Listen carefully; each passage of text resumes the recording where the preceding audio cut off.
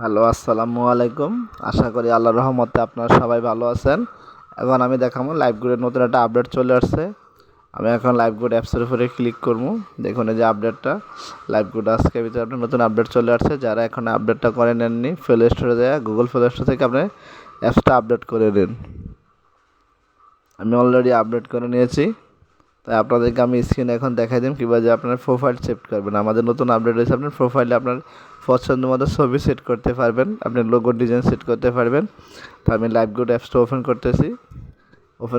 যারা লাইভগুডে কাজ করেন, যারা আমার টিমে কাজ করেছেন, স্ক্রিনে দেওয়া নাম্বারে আমার সাথে যোগাযোগ করতে পারেন।